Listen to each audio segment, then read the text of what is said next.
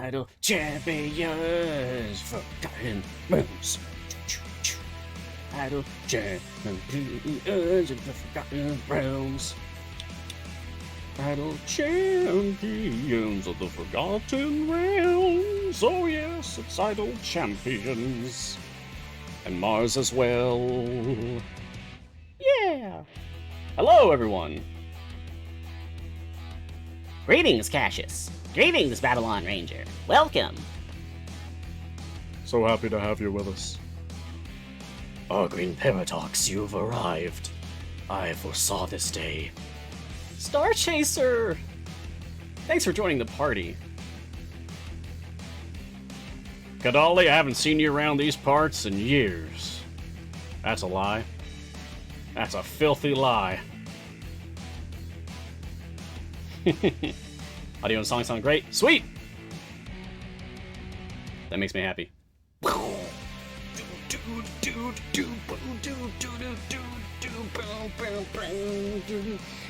Even if we don't get, like, full studio releases of the tracks, I at least want, like, more of the instrumentals. They're so much fun.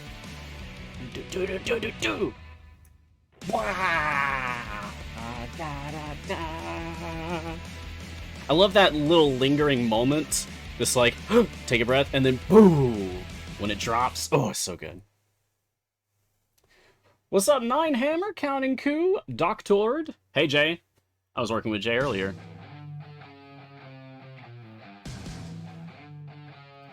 I don't actually see Martin in my questions doc yet, Jay. I hope Martin's okay.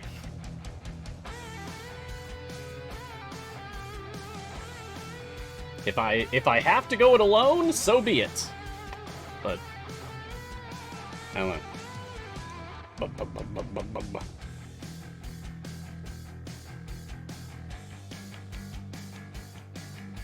Oh, there he is. I see him now.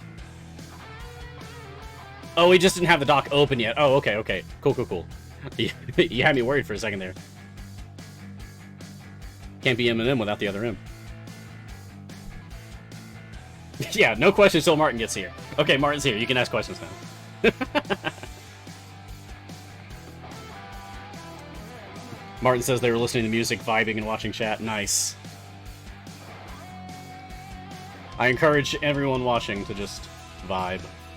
Just enjoy it. This is a vibes-friendly stream.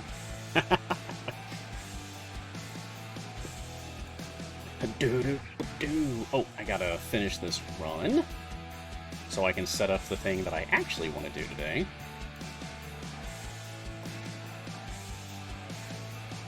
Boo, boo, boo, boo.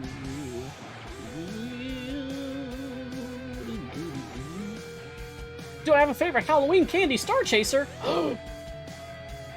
See, that's a very specific question, because you didn't ask me if I have a favorite candy. You asked me if I have a favorite Halloween candy. Interesting. So, a candy that I particularly enjoy during Halloween, specifically.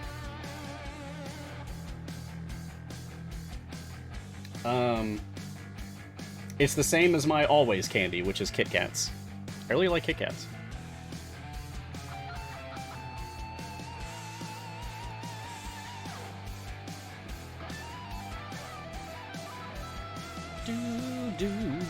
I mean, I guess just like a good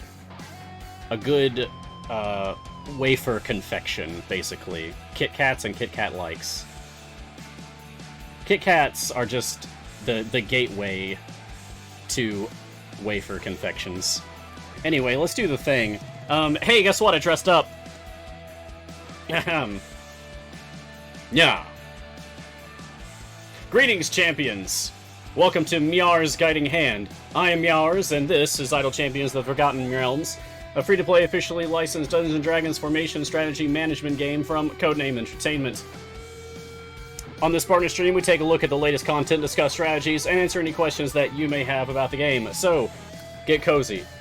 Join me for a couple of hours as we discuss all things Idle Champions. Now, currently, I have my team set to free plays for Esmeralda on loop, because my Avron's full epic, my Esmeralda needs work. She's missing quite a few epics. And then, also, my Brig, no epics, but you might get a clue from the fact that I have the skin here. I got the pack! Ooh, yes, I got the pack. Oh yeah, so I have 16 gold Brig chests to open with a couple of guaranteed shinies. So, we're going to be doing that. I'm going to be opening up those Brig chests, trying to epic up both my Esmeralda and my Brig throughout the course of the show. Hopefully we can show off, like, how much we can actually grind out chests for 2 champions in just a couple of hours. Hopefully this will be fun for you all. Today is Wednesday. Fancy that! It's Wednesday, a normal stream day for Guiding Hand. October 27th, 2021. We're going to be talking about Liar's Night. We're going to be talking about Brig. We're going to be talking about Esmeralda. We're going to be talking about Avron. Not necessarily in that order. We'll be doing a poll today. Martin asked me, I didn't think of one ahead of time, but you know what? Actually, yes. Let's do this. Martin, could you poll the chat?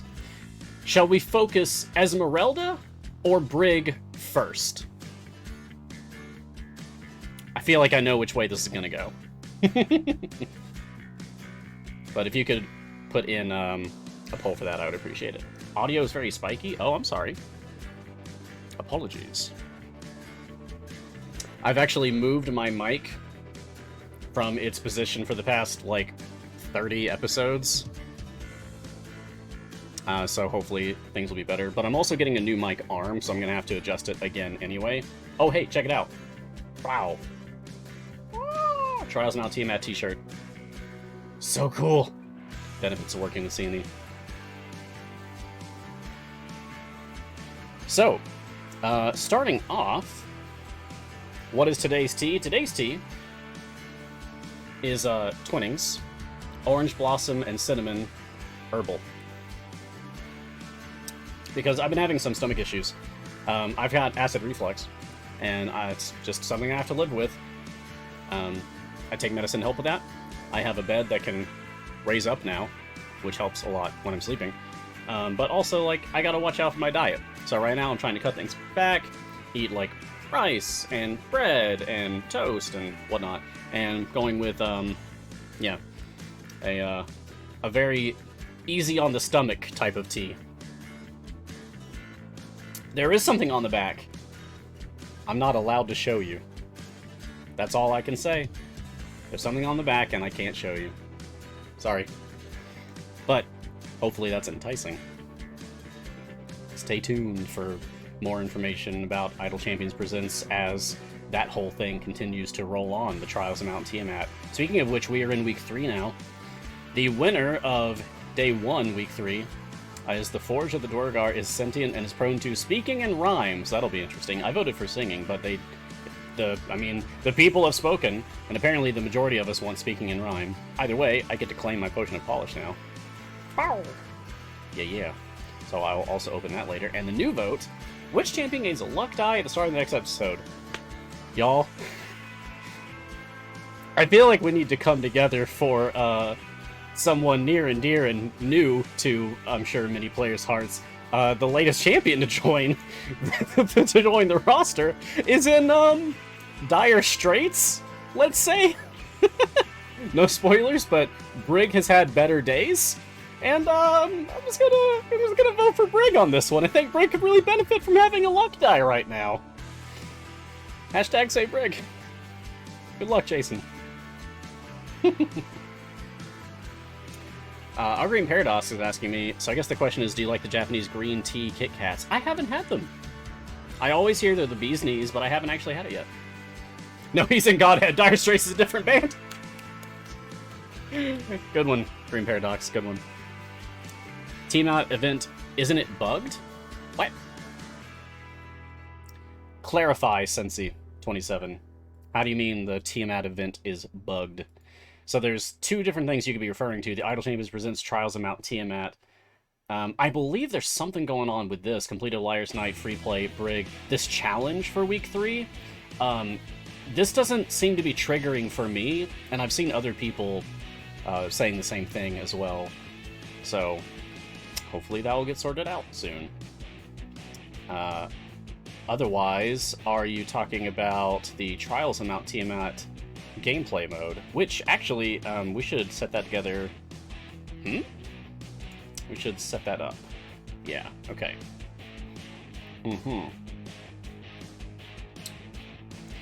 So let's see, what do I have available? Oh, I could do Grandmaster. Well, but I said I would be switching between, I would alternate from now on between like a high difficulty and a low difficulty, so that we can like try to attract as many people as possible, right? So that way it's not just like only the big players. It can also be anyone who's new to Trials of Mount Tiamat that could join me. Martin says my audio is peaking. I've seen one person say that in chat so far. Okay, I'll try to keep that in mind. But I'll try to not scream and shout. Here we go. I pulled up my list of players that I've had for the past weeks. Oh, thank you, chat. Thank you. Jonesy, Gab, Dragavondo, Green Paradox all say that it's been fine. Music's too loud. Oh, really? Okay. Well, I can drop the music down for you then. It's so strange because my audio output settings, like for both the volume bar in the game and also my desktop audio settings in OBS, are exactly the same as last week. So I think it's just an issue with OBS at this point. But, okay, let's lower this a little bit. There we go. Hopefully that's better. Now, let's actually set up that Trials. Nope, we're going to do a normal difficulty, so are you ready? Are you ready, chat? Here's your chance. Oh yeah, we absolutely crushed it last week. Alright, your campaign join code is HFNT. That's have fun now, Tiamat. HFNT is your code to join my party. This is a normal mode, normal difficulty. Campaign lobby for Trials of Mount Tiamat, so if you'd like to join, there you have it. Ah yes, so who won the poll?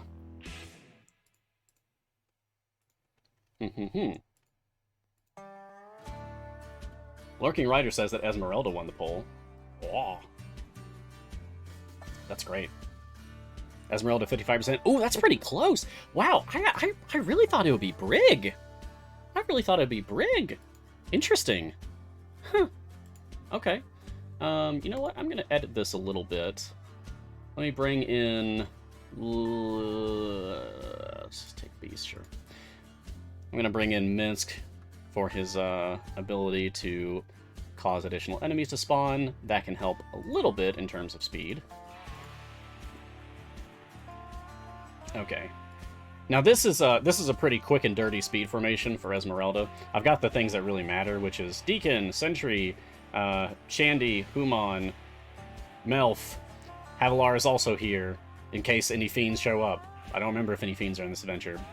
Briv is also here, in case I ever actually need to use his speed stacks, but I doubt it.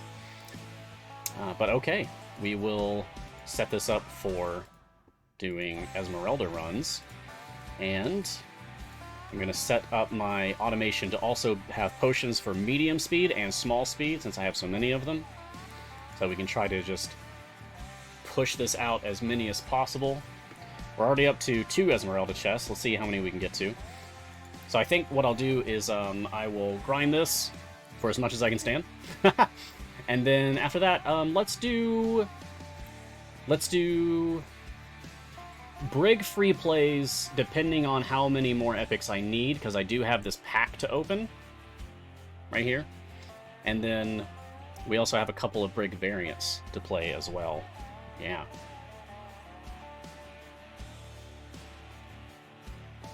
Harko, any news about new music? I'm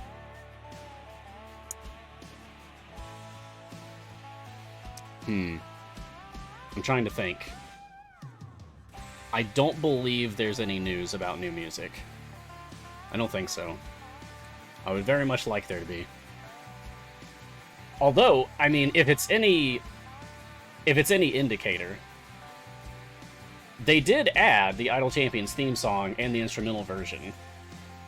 Just kind of spontaneously a few weeks ago. Which at least tells us they're probably working on it. There's a clear indication that they have done an additional song, so perhaps that's a precedent for more. I very much hope.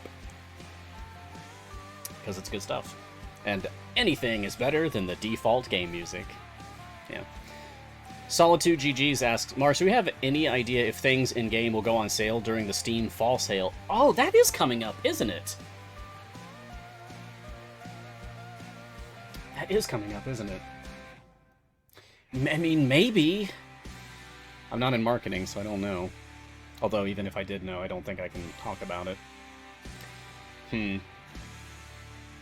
At the very least, if anything does actually happen for that, then surely it would be announced somewhere. Or, even if it's not announced, people will definitely talk about it, right? Like, it'll show up in all the usual channels that people will discuss, like, oh, hey, look, this thing's on sale. Actually, is there anything on sale currently? It's usually, like, one or two things. I'm looking at the Steam store, and I'm not seeing anything currently on sale. Which usually means there's a sale right around the corner, at least. So, stay tuned, I guess? Your guess is as good as mine. Wizard. Question, how do you get the vote for the free play Brig? I've done it to 51 quite a few times and no credit. Yeah, so I think that's bugged. Actually, let me poke the devs about that one, just to make sure that they're aware of it.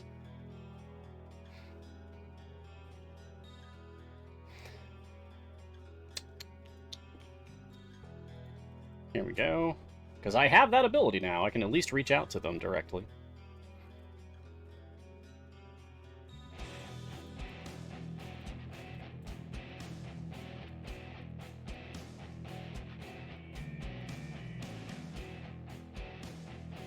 There we go. Alright, I've at least passed it along. Best I can do. It's bothering me as well. Because I've definitely done a few of them. Oh, Sean says they know. Cool. Yeah, just patience then. Because as long as it's fixed before the week cycles out to the next one, then probably fine. Lone Wolf's Game Den. Do you happen to know when I exit game, why only the party I was on progresses and my other two parties don't? I've tried reinstalling and they still don't progress. Okay, so it sounds like you're asking about inconsistencies with the background parties advancing. Okay. Oh, hey! CNE just posted in chat, it's probably Martin just posted in chat, the Halloween sale blog post is apparently up. Really? Did that go up, like, just now? Oh, it's dated from yesterday. Oh, nice! Ashara starter pack, Delana starter pack, Patron starter packs, Pirate Parrot familiar pack, Tasha's Cauldron familiar pack, Cinnamon the Red Panda familiar pack, Artificer Avrin skin, Sentinel Prime Sentry skin, and Red Panda Baloth theme pack. Wow, nice! Hey, very cool. That's some good stuff. Thanks, Martin.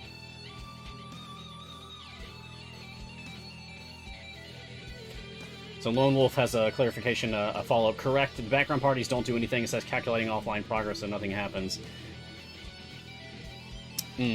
Okay. How long have you given it a chance to calculate offline progress? Like, a couple minutes? 5-10 minutes?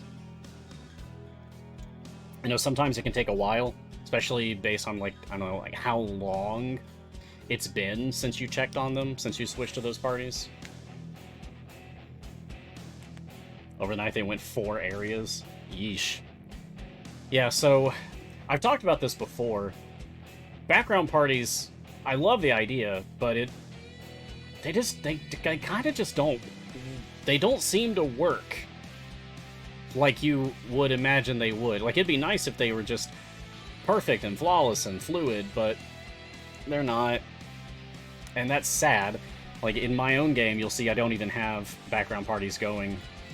Because it just got to be tedious for me. I still use background parties. In fact, I think I will, because they definitely still have utility. One thing that I really want to do, I'll show you something I do with my background parties right now, actually.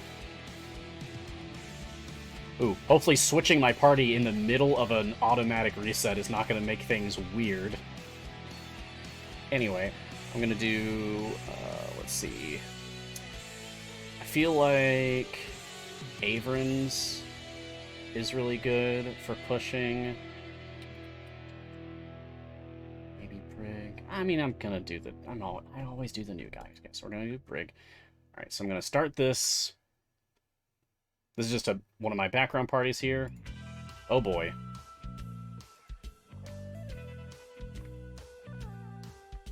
Oh boy. I think things did in fact get weird. That's happened before when I've just happened to randomly time it to switch my party in the middle.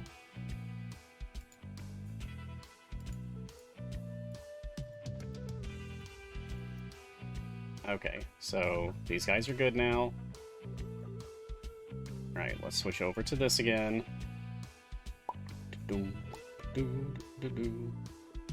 Ah, Garwar said something in chat that has to do with the background party instability, such things.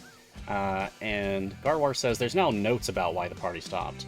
So if you're still seeing issues, read the notes and submit a ticket if something feels off. They're actively working on this stuff. Nice. You know, there is a warning. I forgot about this until I was playing one of my alternate accounts yesterday for the WebGL migration. I was playing one of my alternate accounts for WebGL migration, and I saw that I now have the icon for the Adventuring Parties button, so I clicked on it, and the first thing that popped up was a little pop-up warning saying, like, hey, we're still working on this, blah, blah, blah, blah, blah, blah. Like, it might be unstable, there might be bugs, just letting you know. So, and then you have to agree. You're like, okay, that's fine, but I'm going to keep playing. Or say, like, no, I'll check it out later. So I went, I'll check it out later, because I'm actually going to do that on my alternate account. But it is a reminder that it's something we agreed to. I forgot that that was even a thing.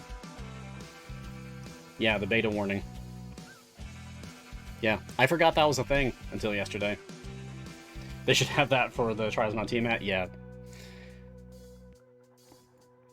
I guess, really for any major game system that they introduce, they should probably do that. Okay, let's go with Cathris. Alright, there you go, Cathris. And we don't need this many familiars out here. Just one is fine. Okay, and I'm going to switch over here. So what I'm doing is I'm queuing up a couple of extra free play runs so that I can use these to push for favor even after the event ends. Just for a couple of times. Yeah, sure, Dahani, why not? There we go. Alright, that's enough for that, and now we'll go back to the one I actually care about, doing Esmeralda runs. Yeah. Very nice. So now that's done, I can get back to it. So yeah, if you run into issues with your background parties, did you leave your background parties on overnight or multiple days, and you're just checking in on it and it's not actually making any progress, and you can't figure out why, that's a bug, submit a ticket. Remember, all you gotta do is click down here, the question mark, hit that support button, click OK. It'll take you to a new browser tab, you can submit your ticket. You gotta tell us about the problem so that we can fix the problems. That's the way it works. The more people to chime in about something, the more, like, little extra details might help. Like, because imagine... I think that maybe some people think that just because something has been reported doesn't need to be reported again. And, okay, fine, I get it. But also, maybe what you have to say about your problem will have one little extra nugget of info in there that no other bug reports have so far. And that might be the crucial element. That might be the key to actually getting it resolved. So, send in the bug reports. Tell CNE, tell Sean and Taylor about the problems that you've been having. You'll give them just more quivers. More quivers? More arrows in their quiver. More quivers in their arrow. More arrows in their quiver to actually take down the problems. So, yeah, if you have problems with mode drawn automation, background parties, or anything else for that matter, just submit tickets. Lurking Rider, are you going to do the brick variants on stream today or leave them off stream? I'll do them today. Yeah, I think I would like to do them today. I can always put on a turbo mode and go super speed and knock them out real easy.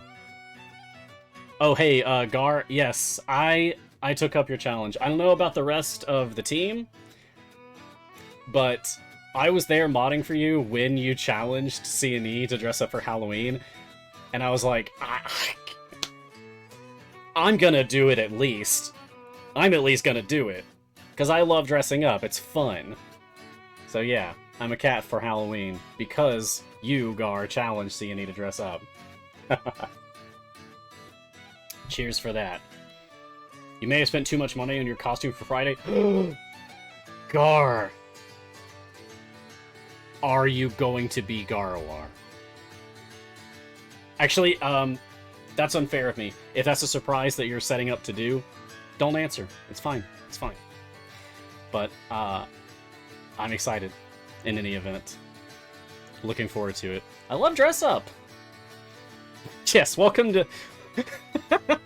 Greetings, champion, and welcome to Miar's Guiding Paw. Meow. Look at my little toe beans. No. No, I don't have toe beans. I'm not actually a cat. Despite what you may think, I am not a kitty cat. And a dance, dance, dance, and a dance, dance, dance. The Lurking Rider, Mars is a displacer kitty. He's actually 3 feet to the left. That's true. Every time I reach for my mug, I'm actually reaching off camera. You just see it as on camera. Oh, but, oh no! Now I'm actually thinking. Does the displacement effect of Displacer Beast affect, like, a recording device? Like, if you caught a Displacer Beast on camera, would it still be displaced? Or would you see its actual location? Oh no. I don't know these things. Champions of Lore, where you at? Talk to me specifically about Displacer Beasts. All things Displacer Beasts. Wait. Didn't we do that? Didn't Champions of Lore actually have a Displacer Beast episode? It was at least talked about, I recall. Right? No, it was Bardic Inspiration that really covered Displacer Beast. Yeah, I learned a lot about Displacer Beast from watching or moderating for the Displacer Beast episode. Anyway. Oh, already caught up on questions. Wow. Well, I guess that's a good enough time to start to start opening chest. I just realized that I ran out. Whoa! There we go. How about 59k event tokens? That'll be enough to keep this going. Yeah, Displacer is so good. Sorry for the existential crisis. You're fine. Don't worry about it. You're fine. I just appreciate the chit-chat. It's good stuff.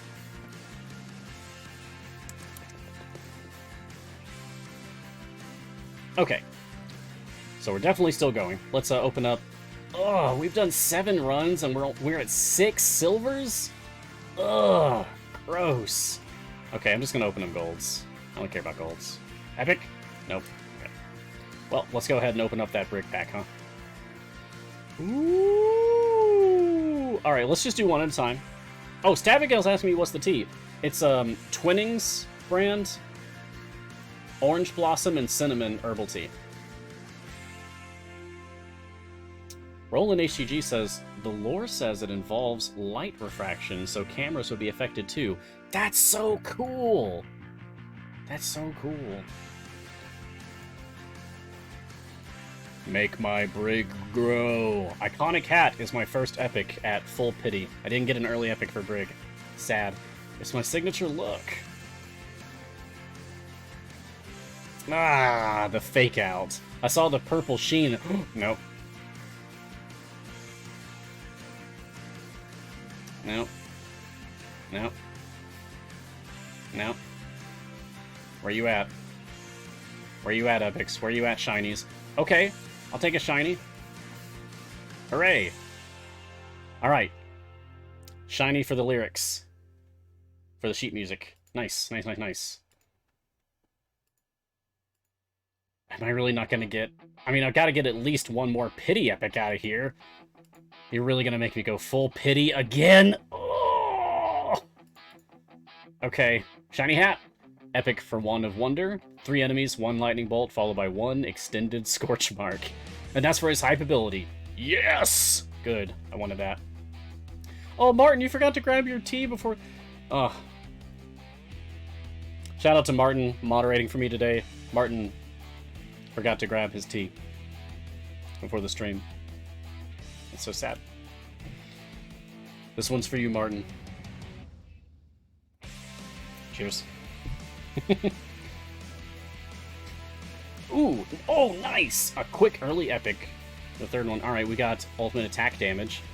Roaming the shadows, barred in the spotlight. Rockstar ensemble. Nice, nice, nice. Last one. Okay, 3 epics. 2 guaranteed shinies, but 3 epics. Brig is in a much better position now. I want the war loot. I mean, I want them all, really. So we ended up getting all champion damage, hype. Volume up is shiny, but not epic. I definitely want that to be epic, especially if it's shiny. I wonder if that might push Brig to be more valuable than others in my slot 3. Maybe. Maybe. I'll go ahead and open the Esmeralda chest. Nope. Don't expect another random silver chest shiny for an event champion like we had for Dahani. That was amazing, and incredibly lucky, and is unlikely to happen again. So, Wizard asks, if you have extra familiars, why would you not use them? I know the bonuses for 3, 5, and 6. Was there a downfall for using them? Just because I don't know, I might want to use them in other places. Because I like using certain familiars whenever the fancy strikes me. Most of the time, I don't really care about which familiars I'm throwing out onto the game, but sometimes I want specifically to do things. Like, I want the Black Cat, definitely, and I want the Tressym. There we go, because they're kitties. Little kitty cat. Just like me. Meow. Low effort costume, but I think it's fun. It beats some of the other ideas I had, which are much more involved. And I do not think it would have been comfortable streaming like that. I thought about doing my whole character of Mars costume again, but that is a pain to put on. Let's actually let it work. Oh, Gar's gonna go with some root beer. Nice. Catch you later, Gar. Yeah, there's not a downfall to using familiars, Wizard. It's just pure subjective feeling. I just don't feel like having extra familiars in use for my background parties. You only really need 1 on the field, 1 leveling up your click damage, and that'll get you really far if you have high favor. I'm working with over E40 favor for the event currently. I'm at E46. So that's enough to get both of my background parties pretty darn far on just click damage. So, I'm not bothered. It's fine. Everyone pledged to be super extra good so Martin can go get tea. It's funny, Grungy.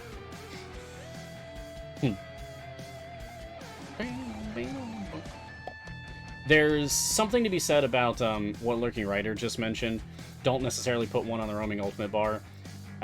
Yeah, because sometimes there's champions that you don't want their ultimate being used. Deacon's Doom, for example, if you're trying to go fast, like I'm doing right now.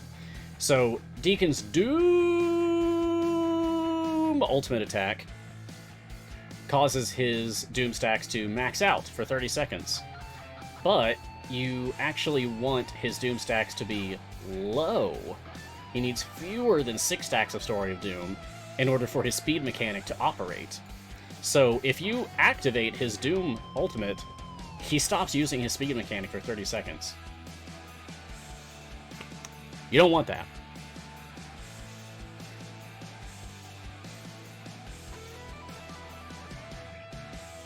So watch out for using roaming familiars on your ultimate bar. If you do, just make sure that all of the ultimates on your bar are ultimates that you actually want to be used to achieve whatever objective you're going for. Nice. Another silver, another gold. So we're up to 9 runs on stream. Oh, guaranteed epic here. Ultimate cooldown, limb of launching. How do you think I scaled the walls of Strahd's castle?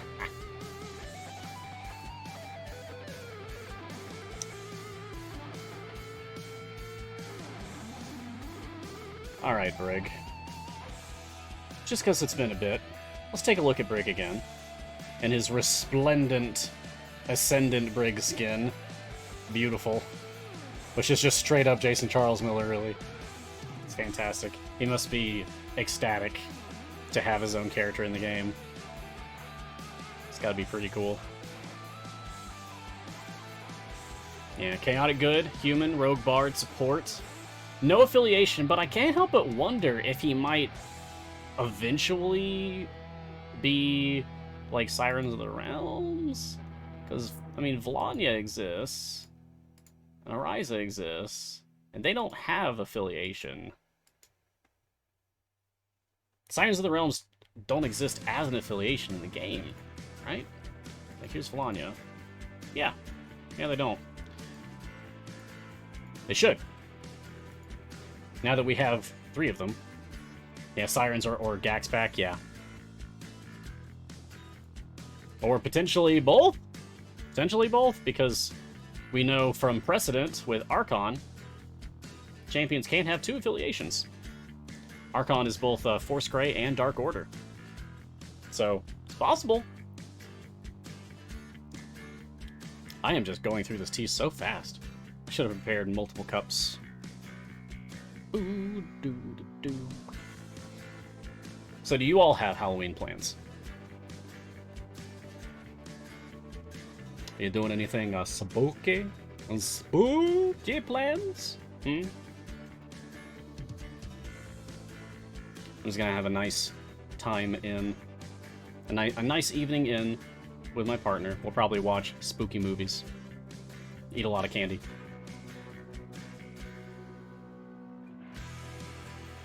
Hiding? Yeah. You don't want the vampires to get you. I guess I'm technically dressed up as my cat right now. I have a black cat, so... I'm in costume as my cat currently. His name is Magic. He's one of those cats that chose us, you know? Because that's what cats do. You don't choose them, they choose you.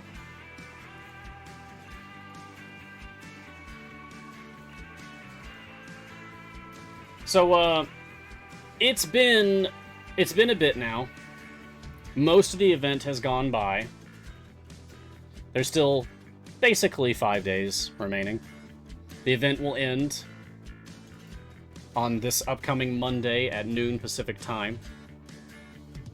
And I feel like by this point, usually the community has kind of landed on how we feel about the new character. So, alright, chat, what are your thoughts? Brig Hellclaw, hit me. What do you think about Brig? I think he's fine.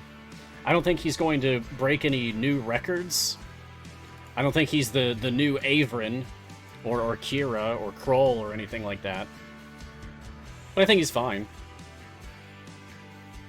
You really just put him in your formation, set him up for all of his hype-building abilities, and then more or less forget about him. Put a familiar on his ultimate. Or just be ready to press the button for his ultimate when you really need a boost to your hype. And you just try to get the hype as high as you can. Like somewhere in the 70s, if you can manage it. I agree, Lawdux. Oops All Bards is actually very fun. It's a viable formation, as we proved on Guiding Hand last week. It's really interesting. Oh, Cassius says, Mars, thanks for the Deacon tip. They've reassigned their Xanathar's goldfish accordingly. Hey, you're welcome! Yeah, it's something I gotta watch out for, because every now and then my team might, reporting error. Why? What have you done? Every now and then, if I have familiars on all of my ultimates for some reason, like I was doing a deep push, and then I go straight from that to doing speed runs, then the game will think like, "Oh, you still want familiars on all your ultimates, right? Okay." And the game will put familiars on all those ultimates. No, don't do it, no. And I have to very quickly hit my saved formation for speed, which is always on Q for me. I always put my number 1 save formation as my speed formation. Every campaign, every event, it's always my speed formation as number 1. And that way I can very quickly be like, before they actually activate Deacon's Doom Ultimate, bah! There we go. Get rid of that familiar, get rid of all the extras that I don't actually want out. Just the one on Humans, please, actually. That's all I need. Glaive says, is there a way to check your stacks on champions? Yes, so for champions that have stack abilities, let's just do, sure, Ring of the Crop, why not? And you can go here. For champions that have abilities that use stacks, typically you'll be able to find that information over here under formation buffs, outgoing effects, hype. If you don't see that, you might need to make sure that the effect description in your settings is set to advanced instead of basic. You want advanced. From there you can really observe just how well the champion is doing, how much they're actually contributing to your formation. Wow, nice. Brig is hovering around E7 and E8, and he has very low hype currently. Very cool. What's my highest volume up so far? 60. Oh, cool. All right, so I still got to like actually farm that up. I need to actually work at putting him in a formation where I can make best use of his hype so that I can get a very high volume up, and then just let it stay there forever. Mm-hmm. Hello, Andrea Raven. Welcome. We're very pleased to have you. Last night I watched the new Muppet Haunted Mansion short on Disney Plus. It was very good. Really enjoyed that. But it's got me wanting to do character voices very badly. Aw, happy birthday, J-Dog. I hope it's a good one for you.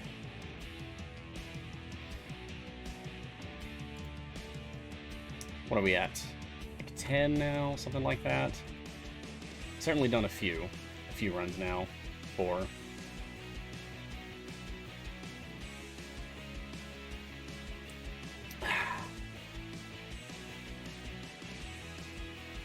For Esmeralda.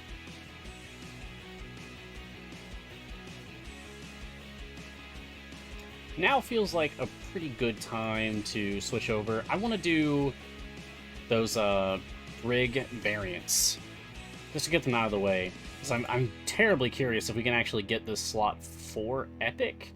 That's what I really want. Now that we've got the Hype Epic, and we got a shiny on volume up, but it's not epic. I really want that epic now. So I think after this Esmeralda free play, it's pretty good. I mean, we've done, like, what? Somewhere between 10 and 12. I've lost count. Somewhere between 10 and 12 runs for Esmeralda since the start of the stream. So we can definitely knock out all of Brig's variants, and then we can either go back to more Esmeralda or more Brig, depending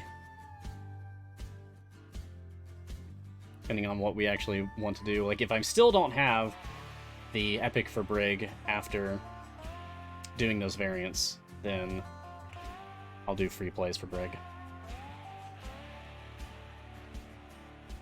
Come here. Speaking of his variants, let's actually look at them while the party's running in the background. So I still need to do Discordant Melodies for Brig, 2,500 event tokens, Liar's Tarts for Liar's Night. Complete Area 125. A Goblin Bard joins the formation, attempting to try out for the champions, but they practiced the wrong song. Oh no! Whenever they play their instrument, each champion adjacent to them has a 50% chance to be stunned for 2 seconds. Enemies deal 200% additional damage, not worried about that. Gold Fine champion damage reduced by 99%. Not especially worried about that. Getting no Brig Hellclaw. If Brig is one of your higher damage dealers, choose the cream of the cross specialization. If not, choose backup singer and place him in the rear for formation to maximize his hype stacks. Okay, and we also need to do musical accompaniment, which is 5,000 event tokens, Liar's Tarts. Complete Area 175. An Elf Bard appears in each area with the Masked Man. Until the Elf Bard is destroyed, the Masked Man is invulnerable. Every time the Elf Bard attacks, the damage of the Masked Man is increased by 100%. Oh no. Getting to know Brig Hellclaw. Brig's Critical Moment ability helps turn up the volume when you're at your wall or in a boss area. Make sure he's ready to play when the Masked Man arrives. Nice. Lurking Rider. That's an idea. Is there a famous deaf character in D&D? Well... Nat. Nat is the first one. I'm not sure about, like, famous, but Nat is the first one that comes to mind. She's a child NPC from Waterdeep Dragon Heist, who actually shows up in Idle Champions, for both Waterdeep Dragon Heist and for Wild Beyond the Witchlight. She's an NPC in both of our stories in Idle Champions. I'm sure there are many characters that have been temporarily deafened. Like J-Dog points out, Brig is definitely deaf right now.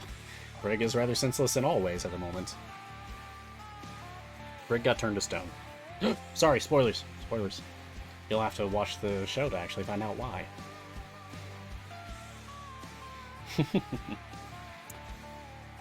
Solitude. I'm doing an event push and can almost restart for 1 E6% gain. Nice! And still not walling? Nice! How much percent gain do we usually aim for during a run on general? It seems like an insane jump to me, but I'm very new. That's a big jump, but you should really keep going. You should keep going until things are really slowing down. I mean, you might end up having, like, an E10, E20, who knows? I don't know what your gear's like, I don't know what your champions are like, but you might end up having a truly incredible jump in favor, depending on how well you're doing. Let's start the Discordant Melodies variant. It's just that the deeper you get into the game, and the stronger your characters are, the more that sort of thing is going to become commonplace for you.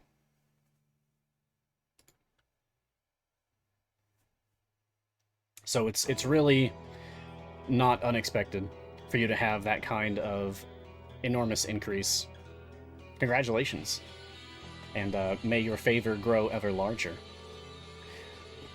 Once you do finally get to your wall, farm there for no longer than an hour, and then finally reset. Remember to Azaka farm if you have the components to do it.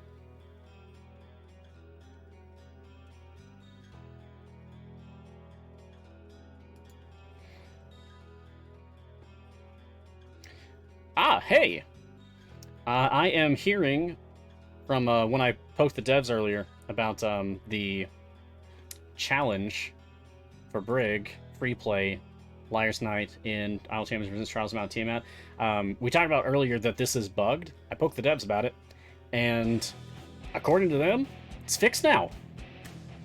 You might need to restart your game, I don't know. But, at the very least, Looks like they're saying it's fixed. So we will find out together. I think, yeah, after the variants, I will do a free play for Brig myself just to check myself, and then we'll know absolutely for sure. Oh, Knockout Panda says it worked for them, no restart. Excellent. Thank you, Knockout Panda. Glad to hear it.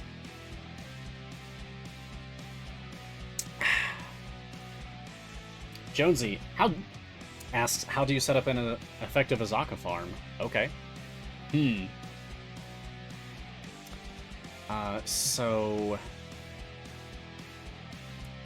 it would be easier to show. I can show you if I get to a wall, but it takes me a long time to get to my wall in my game.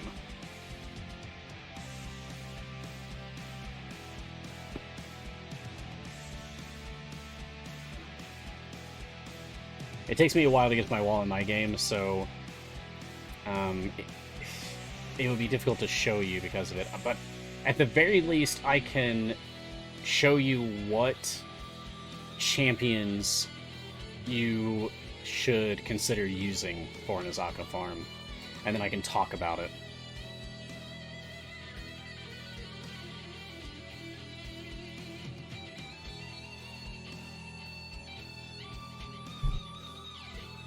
Okay, so let's see. First, let me take all the familiars away, and I'll just put some on the field. Okay, and forgive the goblin. The goblin is going to get in the way. I won't be able to show off, like, putting 10 people in the formation, but I can at least put enough in here for it to be a workable Azaka farm. So, let's start with the absolutely key component, Azaka herself. You need Azaka, and you need specifically the Resist the Curse specialization. Okay, let's see. Let's grab Barrowin. We want Freely, and we want Freely specifically to have Lawful. Oh, good. So Freely is already on his Trust in Law specialization, so you do want Freely, and you want him on Law spec. Okay. Narak, Dritz, Barrowin. Put Barrowin over here. We want Jarlaxle very much. And Jarlaxle should be in Leader of the Brigandairth. This is for his Master of Piracy ability. You want that specialization. Piracy specialization. Kroll is another important factor. You want to level him up and take Pilfer.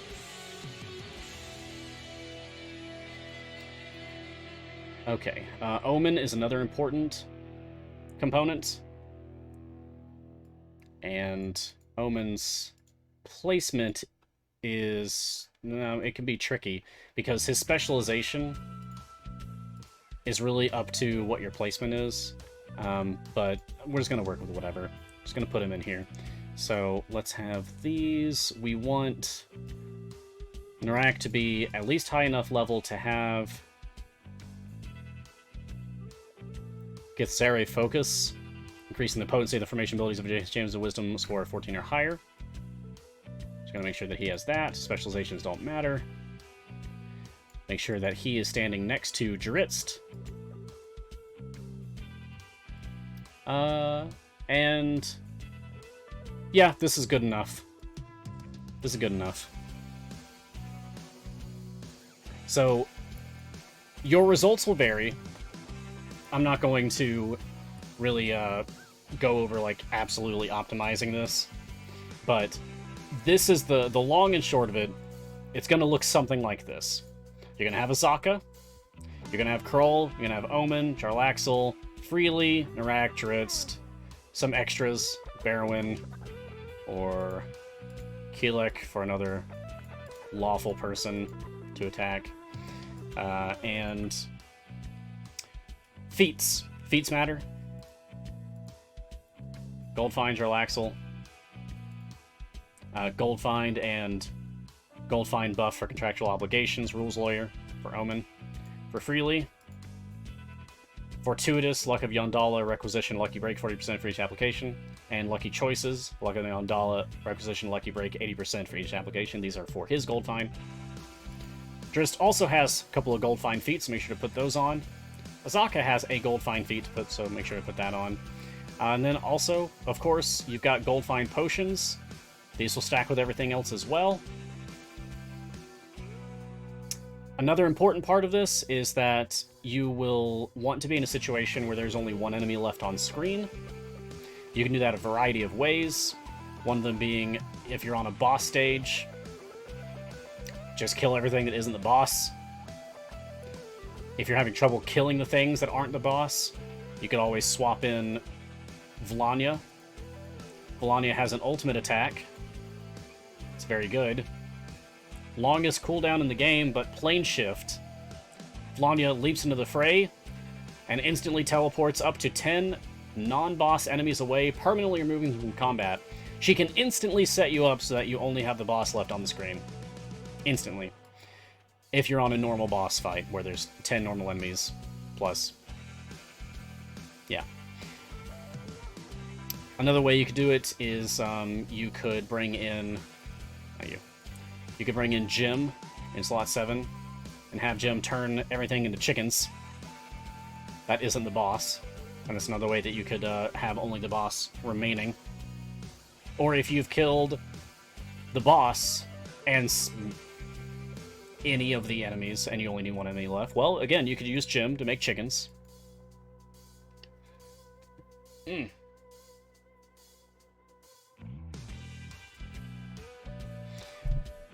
But the point is, you want one enemy remaining. Once you do, before you actually set up this whole thing, get Havilar out here. Because Havilar has a very fun thing with her imps. Oh, come here. Come. Stop it. Stop. Okay, this is annoying. I can't hover over the things.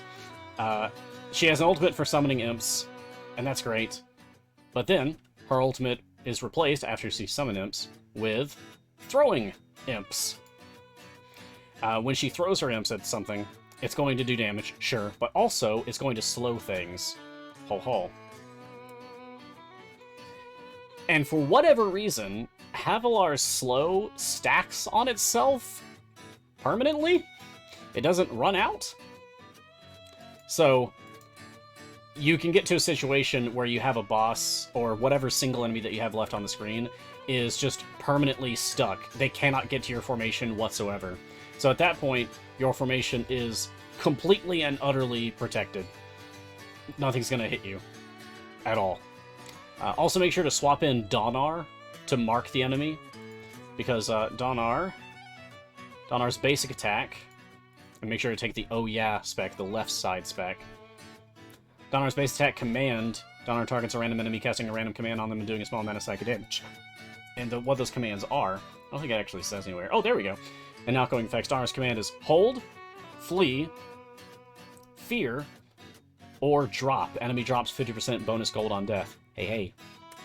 And dropping extra gold on death still counts for Azaka farming, because Azaka's tigers make them drop gold as if they died.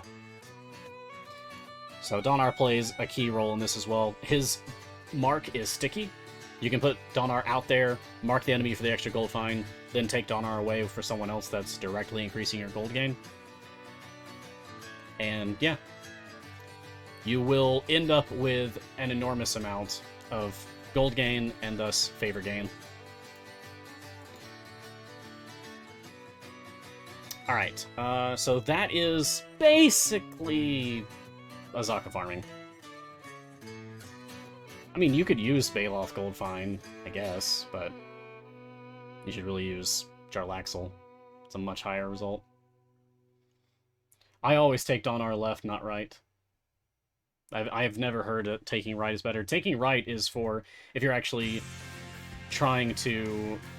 I don't know, if you're trying to just have an easier time with Donar, Donar will hit everything in an area, but it doesn't make it stronger. left spec, the oh yeah spec, keeps him with a single target, but it makes the effect stronger.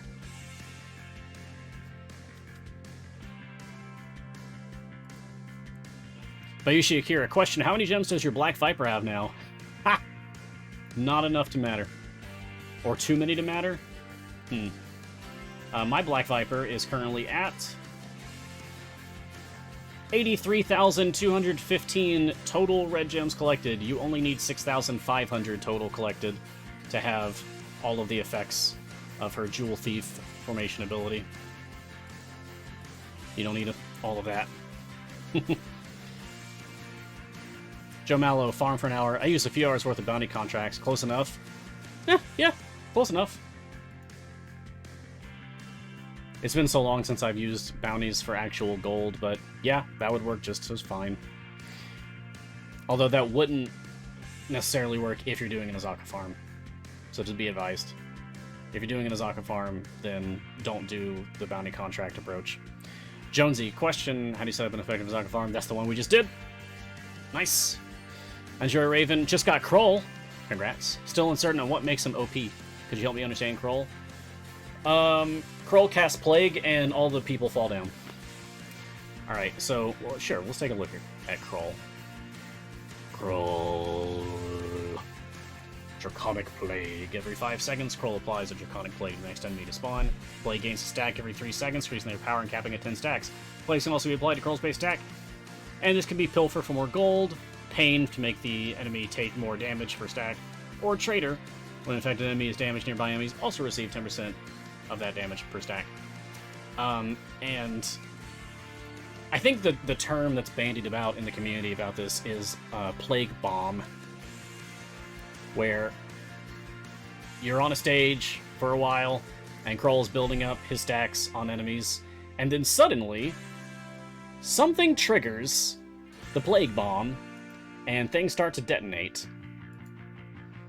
Like, one enemy dies, and then everything dies. It's not as strong now as it once used to be, but it is still very strong. I don't know, there isn't really a lot of thinking to using Kroll, in my opinion. You put him out there, put him on Pain or Traitor, put him on Pilfer if you're actually using him for Azaka farming, but otherwise put him on Pain or Traitor, and then just let him go. He'll build up the Plague stacks, the Plague stacks will just go boom, and things will start to die. But I haven't used him for a deep push in a long time. Let's do a musical accompaniment variant now. There we go. Yeah, it is important to point out that Kroll has some feats that you definitely want to have. He has a lot of feats, oh my goodness. Don't care about Master's Call, but increased toxicity. Increase the chance of Virulent Strain triggering by 100%. You want that one, definitely. Yeah, Virulent Strain, when an enemy with a Draconic Plague dies, 10% chance that its plague will transfer to another enemy. It's possible for an enemy to gain multiple copies of the same plague when this occurs, will stack multiplicatively, which is also awesome for if you're trying to set up an Azaka farm. The ideal situation is you have gemified a Mimic onto the field, is the only enemy remaining, and you have somehow finagled it so that Kroll has 40 Pilfer stacks on that Mimic. I have seen a screenshot as proof that someone's managed to pull this off like twice. I have never had it happen in my own game. It's tedious. It takes a lot of work to actually pull that off. But if you can manage it, oh baby. Oh baby. That's a lot of gold.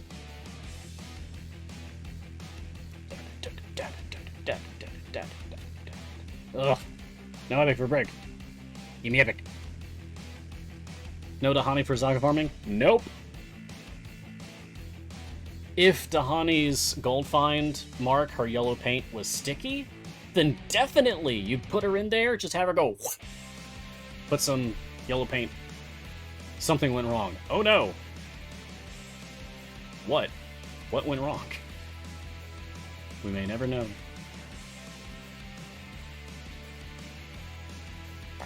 There we go.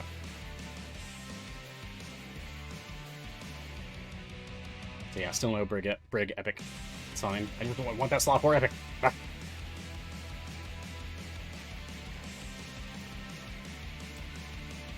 Drangold Rongus, is there any reason to use Jarlaxle over Paladin if Paladin has a superior gold find? If your Paladin has a superior gold find, cool. Congrats. I doubt that it will stay that way forever.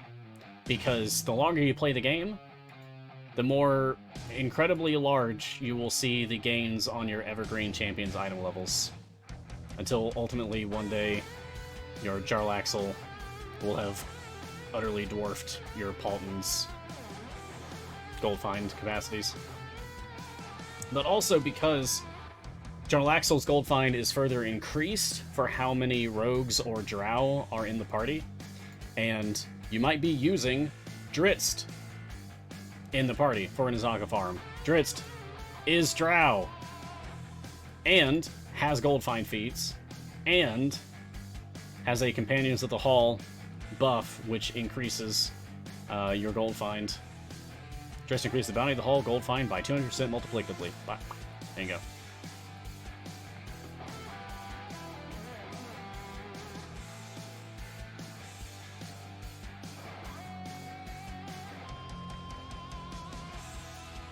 Vampire says, totally use Baloth and Azaka farm. Swap him in, let him hit the enemy for his bonus, and it stays when you replace him with Relaxel. Hold the phone. Are you saying Baloth's gold effect is sticky? I was actually not aware of that. Hold up. Enemies hit by Baloth's Chain Lightning drop more gold when killed. And that just stays, huh?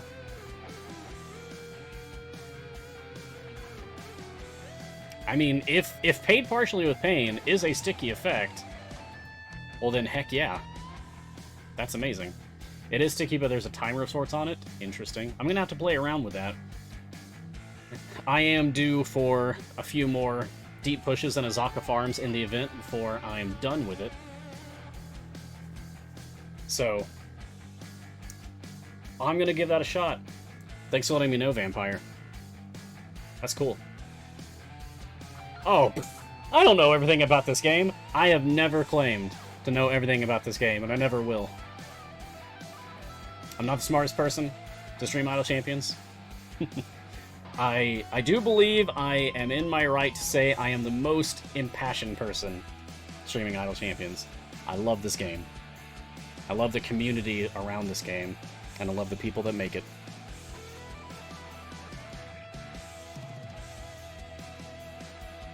Severind. Gold find is glitter. Mars, have you ever had glitter get in your carpet? Oh, no. But similar. The 1-year anniversary of my own streaming, like on my own Twitch channel. I stream on my own Twitch channel. By the way, Storyteller Mars on Twitch. Idle Champions, wood burning, story time reading, and other video games. But anyway, on the 1-year anniversary of my own streaming, this is a few years ago now, I made homemade confetti, put it in a bowl, and dumped it over my head on stream. That wasn't a great decision. Because to this day, years later, I will randomly find pieces of that confetti around here. Like, how did it get over on the far wall? How's it all the way over on this corner of the room? Ow! Ow! How's it on the shelf? I dumped it over my head and should have went down. How did it end up on the shelf? That kind of thing. So, it's not glitter, but close enough. That's my glitter story, confetti. Yeah. Not doing that again. Learned a lesson that day.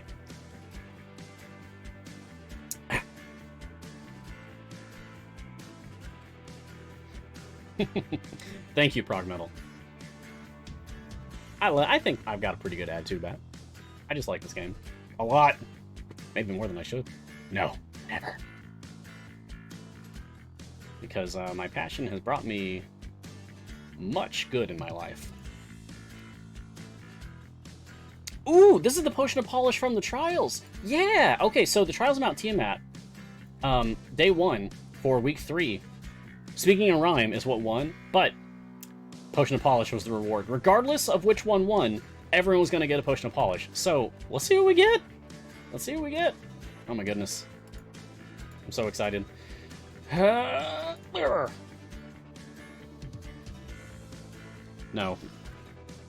I'm not even commenting. No. No. Anyone else? Anyone else? Just not that one.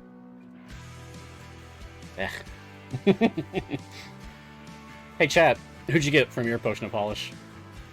Babylon Ranger says their Makos stole that polish. Oh no. It could have been Delana. It couldn't have, actually, because my Delana is already full shiny, so it can't land on her. Martin's landed on Core Zone. Hey, it landed on Event Champion. That's good. I'm seeing Black Viper, Donar. Nice. That's actually really good. Kyo got a shiny stick. Ult cooldown on somebody. Ashara had her amulet upgraded. Nice. Turiel. I do like to use Turiel. Turiel is situational, but when I've got like a multi-tank formation and I don't want it to be a multi-tank formation, I do enjoy using Turiel. Torgar slot 3. Man, Torgar is so cool. Especially in his gladiator skin. I love that. Oh, this is great. I didn't expect everyone to chime in with who they got, but yeah, so just reading through the list. Omen. Oh, Jessup for Brig. Hey! Congrats! The new guy. Very cool. Very cool. Cassius was on Selisa's shield. Excellent. I mean, it was very appropriate. Like, landing on any of the characters from Isle Champions Presents Trials of Mount Tiamat is extremely appropriate. Frida's I kill you if you touch me thing. That's a good way to describe it. Accurate. Grama slot 4 for Shodan. Oh, hey, nice.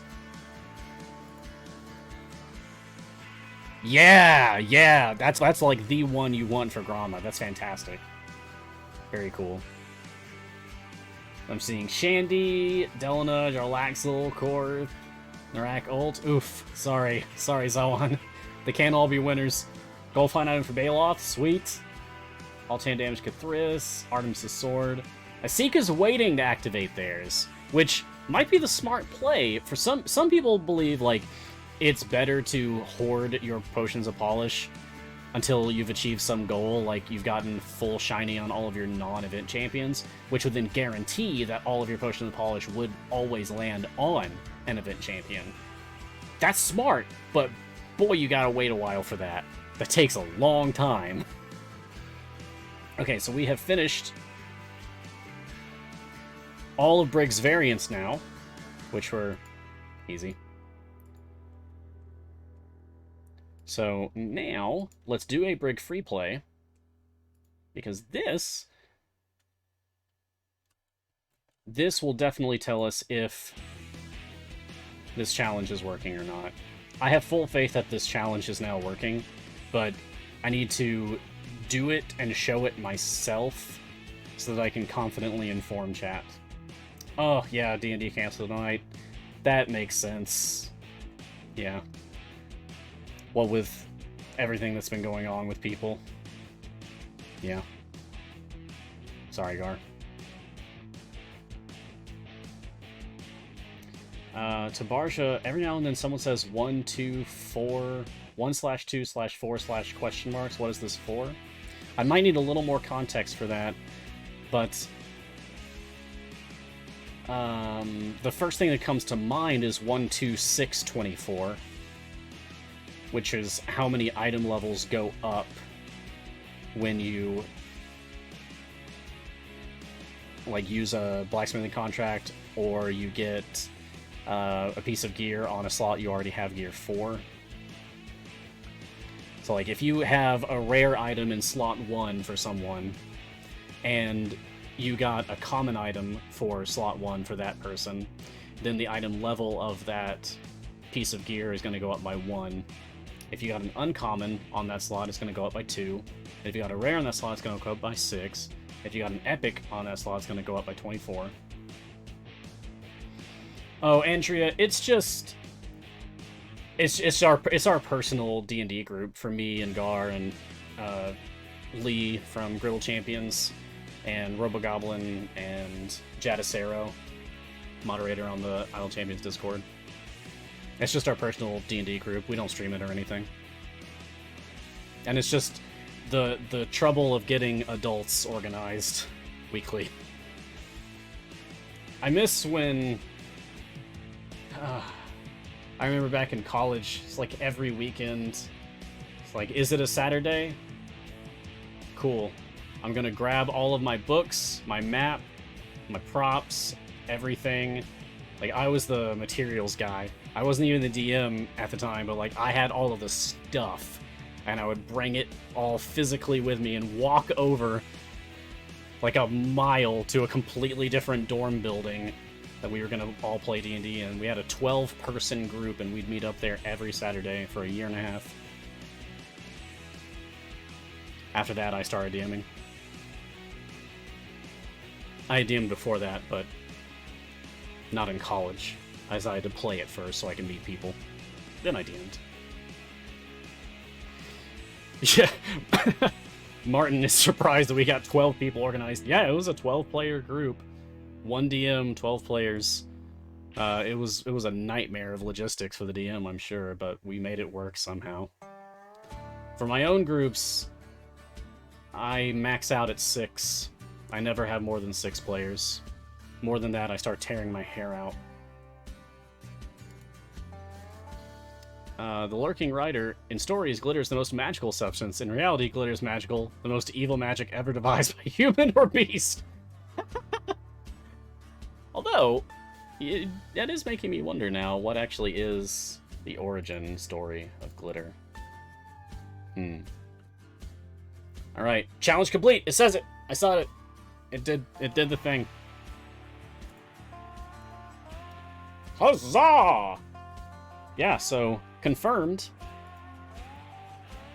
The challenge for completing a Brig free play is now definitely working. I didn't even have to restart my game. I noticed it earlier today, and I was going to mention it to the devs, and I forgot about it, so thank you, chat, for reminding me. We got that sorted out. Thank you, devs. Thank you.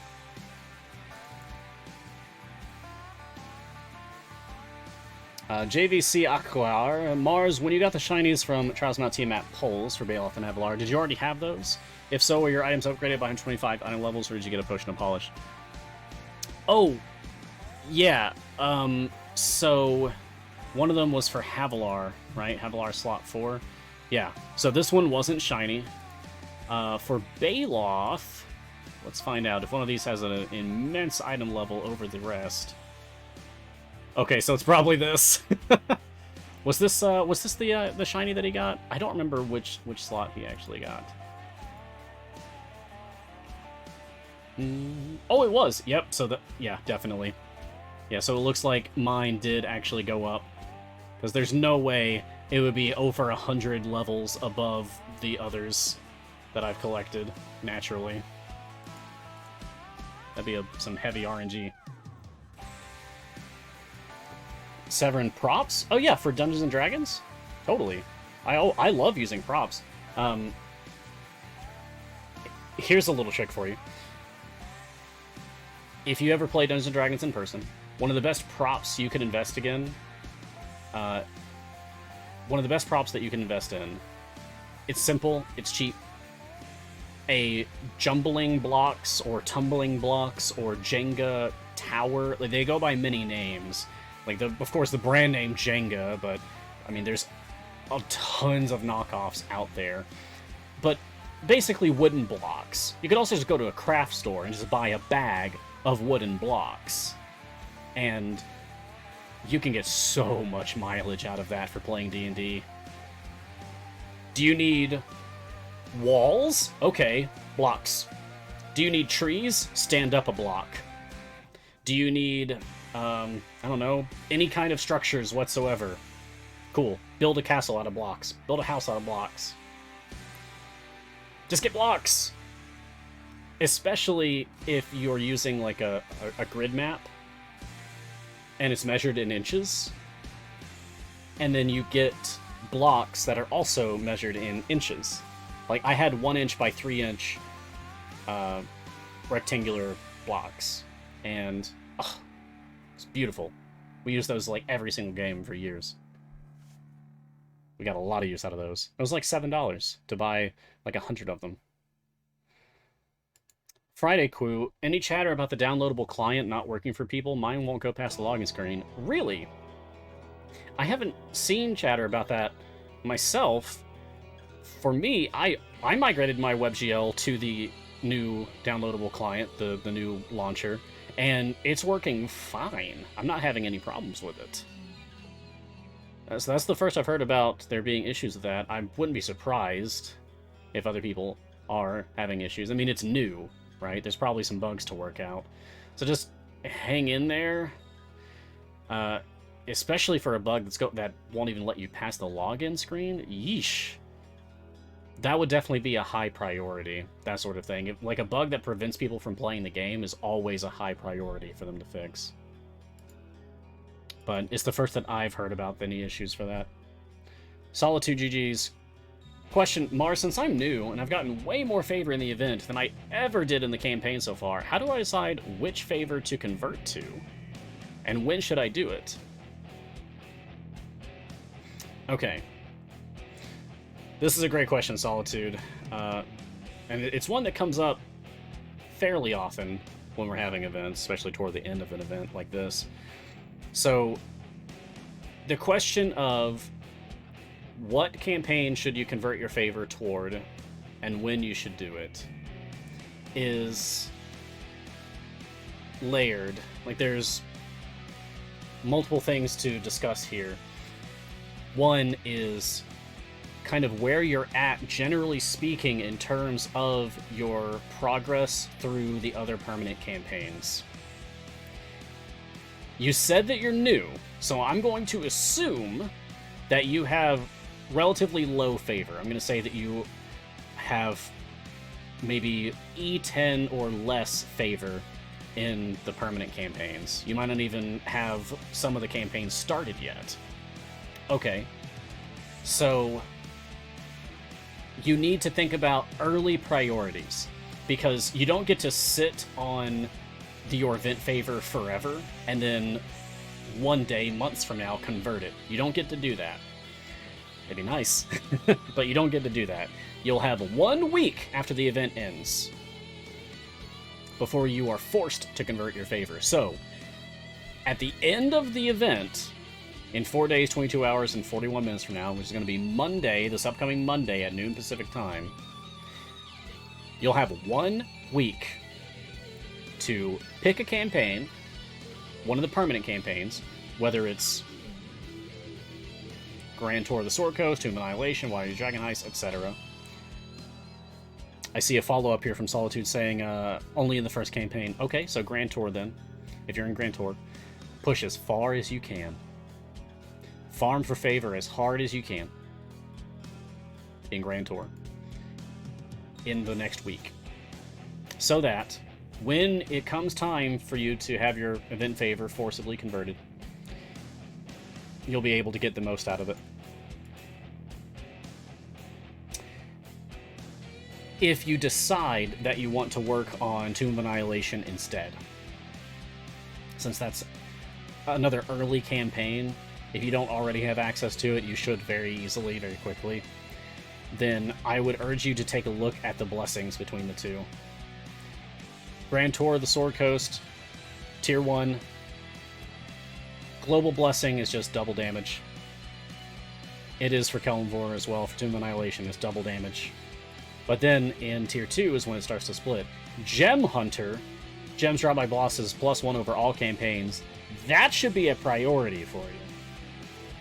However, Temporary Worship, increase the amount of favor gained from resetting event campaigns by 25%, that should also be a priority for a Global Blessing to pick up.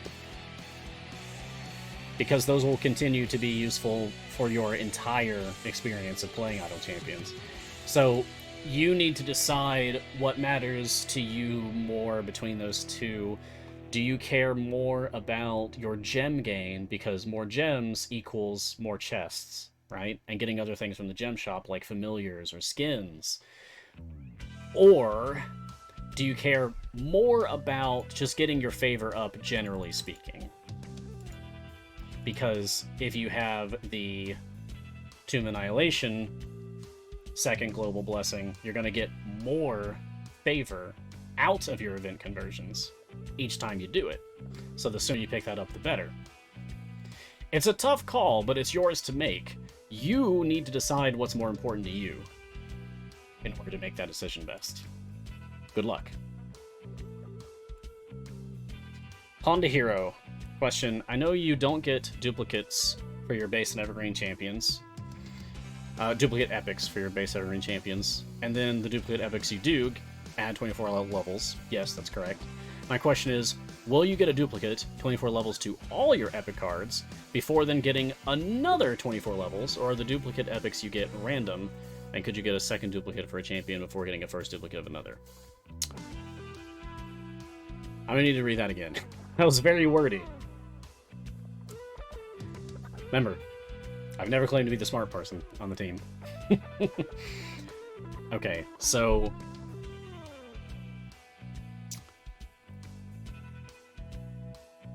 duplicate epics. Yep, if you get a duplicate epic for an epic you already own, then yes, you would get 24 item levels.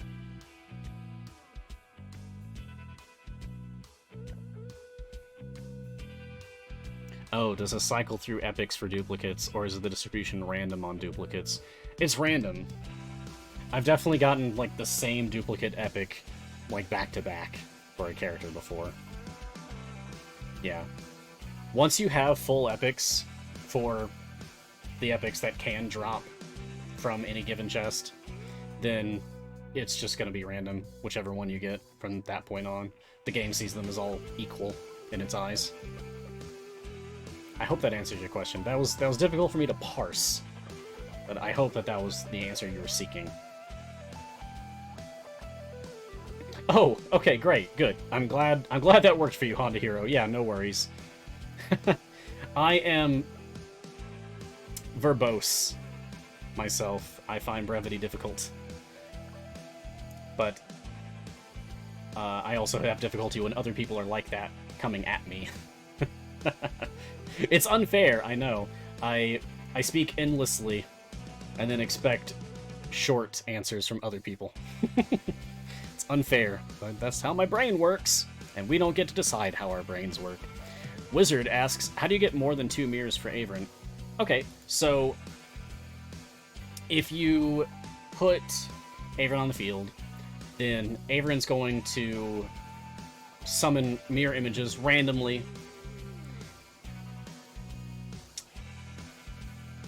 The alignment of your champions is going to be an important factor, because that's his first specialization, is you need to choose which alignment, like good, evil, or neutral, that you want Avron to focus on for putting his mirrors out on people. And then he also has a second specialization, extremely important.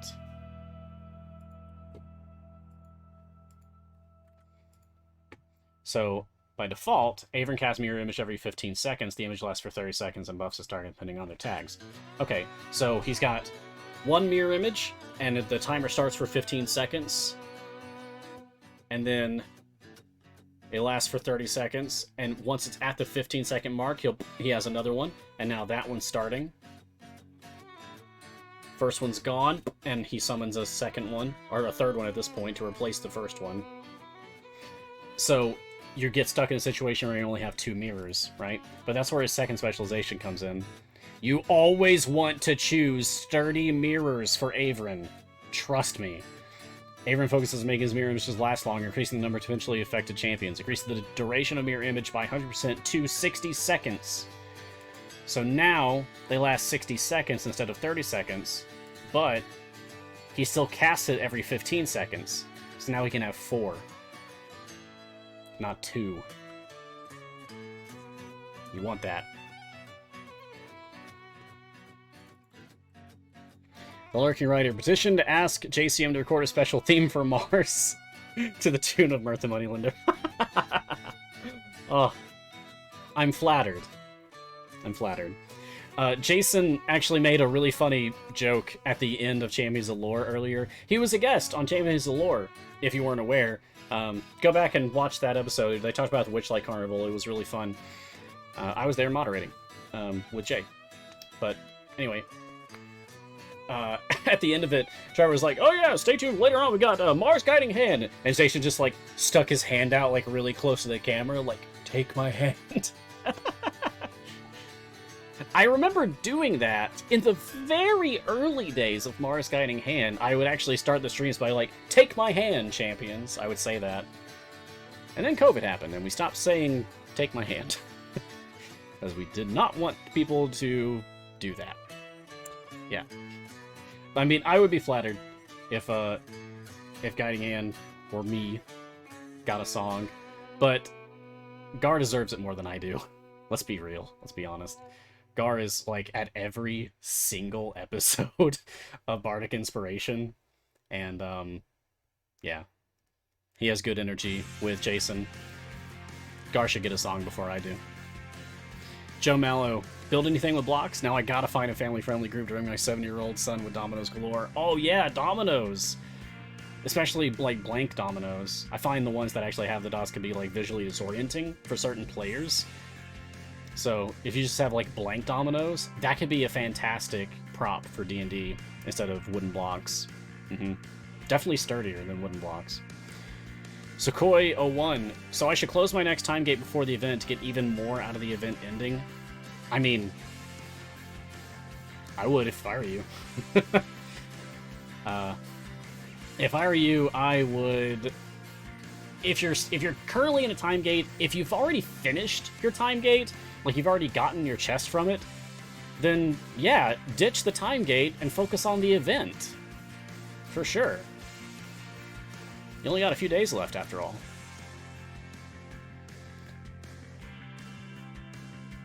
Tavarja, wait, you said once you've received all the epics, then it's random? So until then, it's random with the ones that you've not yet received? Yes. To my understanding, that's correct, Tavarja.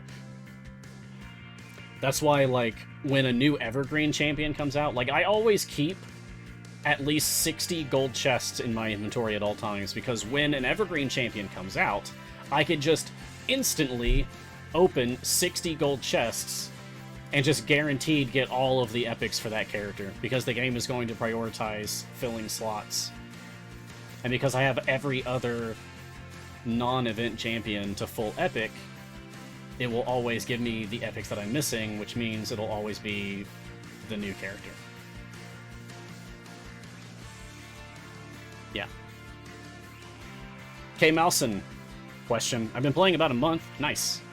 Glad you're sticking with it. And you have 2 champs unlocked in all but slot 5, 7, and 12. Should I be spending all my gems on gold chests, or should I do something else? At least green on all champions. Ooh! You have at least 2 champions unlocked on all but slot 5, 7, and 12. So, okay, so slot 5... Briv! Get Briv! Get Briv! Get Briv! I know this isn't the question you're asking, but... Slot 7, get freely! Get freely! Get freely! Slot 12... I mean, you should work toward unlocking Azaka and Tomb of Annihilation, but if you just want a quick time gate character, then... I mean, Zorbu or Melf. If you want speed, Melf. If you want power, Zorbu. But... Should you be spending all your gems on gold chests, or should you do something else? I mean, this is why we have the gems visual aid. Exclamation mark ICVA in chat to get a link to the visual aids that I make. I collaborated with Garwar on making a gems visual aid to be like, the best way to spend gems, in our opinion, generally speaking. Your results will vary, and if you disagree, that's fine. That's fine. We're not trying to start a fight here or anything. We wanted there to be a resource that we could point people toward when they're asking, how should I spend my gems? So we made that. We made that a thing, and we're pleased with it. It needs updates, and that's on me, but we're pleased with it. It works. So yeah, refer to that. See where you fall on that, like, guide that we have written into that visual aid, and make your decisions from there. Joe Mallow, did I miss today's tea? Yeah, I talked about it twice, but it is a Twinnings brand, orange blossom and cinnamon spice herbal tea. So I'm trying to go easy on my stomach, but I also want the flavor. So an herbal tea, it's a rooibos, is going to be much better for me than like an actual Camellia sinensis based actual tea. K. Malsom, is there a way to view all my champions at once? Kind of. There's two different ways to answer this question. One is, can I see all of my champions at once, as in all of the champions on your bench slots? That's a much faster answer. Just go into your settings and make sure you have narrow bench boxes marked. Make sure you have that turned on. And if you do, then you won't have to scroll back and forth anymore. But you might be asking, with 91 characters in the game, it's a lot of characters, how can I possibly keep track of them all? Well, if you have the Trials of Mount Tiamat unlocked, you can go up to your Legendary Forge and scroll through it this way. In here, the champions are ordered by their champion ID, which is basically in order of their release. That's why all of the core champions are at the front, and why Brig Hellclaw is going to be at the very end. So this will let you see all the champions you've collected, as well as their gear. I like to use blacksmithing contracts for this. This puts them in order of their bench slot. So we've got slot 1, bench slot, and then champion ID. So Brunor all the way out through Dahani, Celeste all the way out through Talon. Oh, we're due for another slot 2 character, aren't we? Yeah, it's really falling behind the others. Naeli all the way out to Brig currently, etc., etc. So it's important to keep at least one blacksmithing contract in your game at all times so that you can access that screen.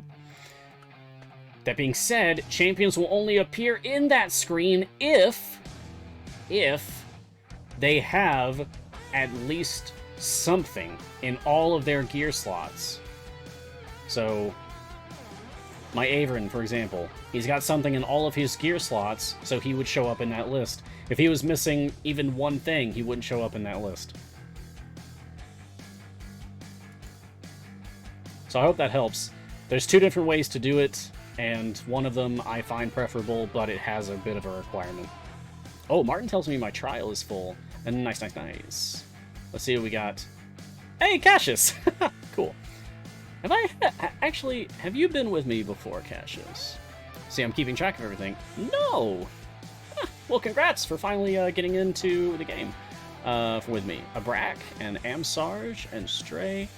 Yeah, I don't see any of those names on the list so far, so I think we're good to go. Fantastic. Well, let's kick some dragon booty. I will start the trial, as I always do, after the end of the show. Oh, and shout out to Major Payne, Beta League 2000, Jurian Ski, and Osiris X10 for helping me take down, thus far, my highest difficulty of Tiamat. Easily, handily. It only took like 3 days. It was incredible. Really put that dragon goddess in her place. Get the heck out of here.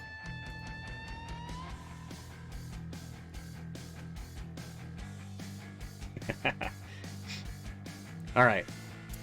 Andy, oh yeah, I'm really new. How do you get it to auto-buy all your champions, etc.? Oh, nice. Well, welcome to Idle Champions. First of all, I'm very glad to have you. I'm Mars. Nice to meet you. Nice to meet you, Andy. So, Andy, how do you get it to auto-buy all of your champions, etc.? This is a combination of two different game mechanics at work. One being familiars. They're a thing that exists. Familiars are basically auto-clickers in the form of cute, friendly little pets that you collect. Gotta catch them all. There's a lot of familiars at this point. Once upon a time, we only had like 3. Now we're up to 3 pages. There's a heck of a lot of familiars. Familiars will automatically click things, such as clicking enemies on the field to kill them, clicking ultimates to activate them, clicking on the level up button for champions to level them up. Leveling up a champion the first time, it, just puts them on the field. Like when they still say that they're locked, And how it says unlocked right here, so like if I put a familiar on that, then the first thing it does is actually unlock the character and put them on the field if there's an empty spot. The second mechanic at work here is called Modron Automation. Once you get far enough into the game, you can get access to your multi-party mode. There's a little button down here that says Adventuring Parties when you hover over it. You have to beat a challenging, I won't say difficult, but I'll say challenging adventure where you have no favor, and it's called Split the Party. And it's got unique rules in play. It's very interesting. You need at least 2 champions in every bench slot. So that's 2 champions here, like Brunor, and someone else. 2 champions here, Celeste, and someone else. 2 champions here, Naeli, and someone else, etc., all the way out to the last one, Archon, and someone else. You need at least 2 champions in every single slot in order to access Split the Party for the first time. When you beat Split the Party, you're going to unlock multi-party mode, so that you can have 2 parties at the same time. Like, I've got 3 right now, because I've done an additional Split the Party, but you will then have 2 Split the Parties. You'll have 2 parties. But you'll also get access to your very first Modron core. And that one will look like this, only it'll look empty. Do I have all of this saved? Yeah, let me overwrite this one. Okay, so when you first get your Modron core, it'll look like this, but also like only a few of these will be open. A lot of these will be locked. A lot of these tiles will be locked, because you'll be at level 1 with your Modron core. I am a cat, Jumbolo. Yes.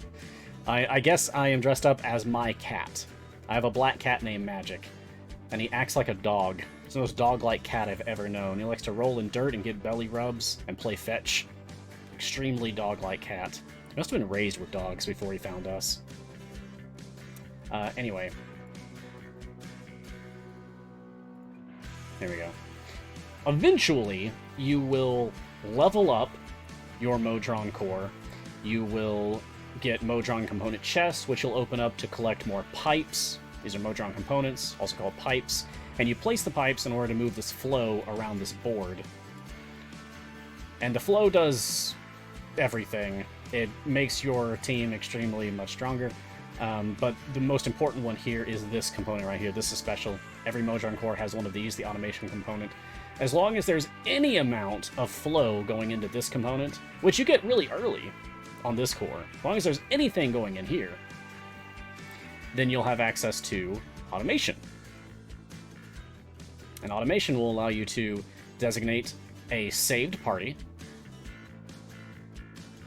and you can set a specific stage that you want the party to reset and start over at, which is great for events. You can set up if you want them to use any buffs at all. So like over here,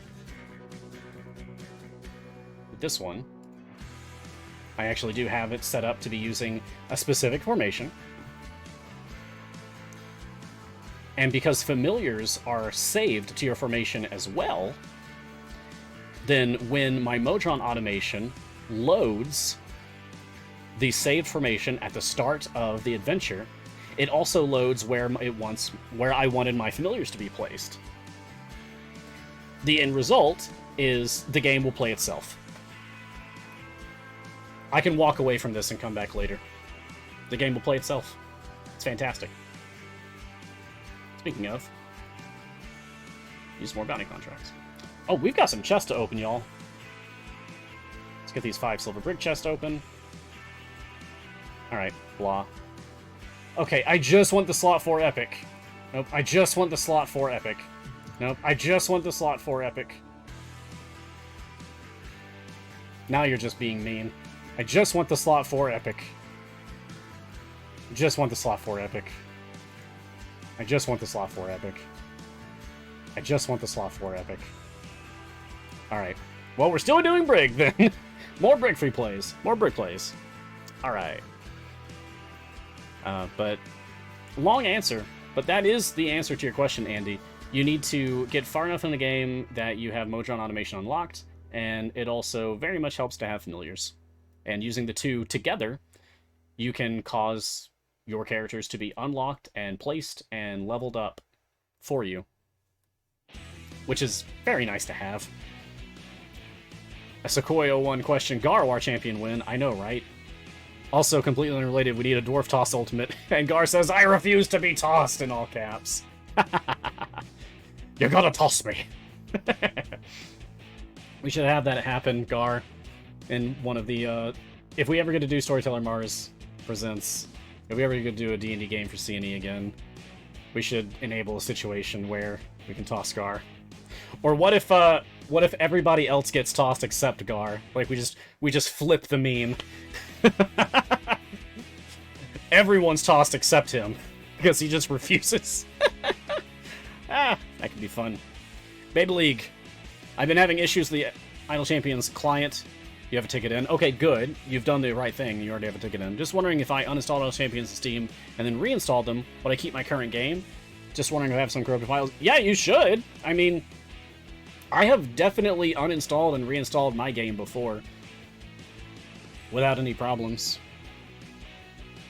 That being said, I would wait to hear back on the results of your ticket with the support team before you take any kind of action.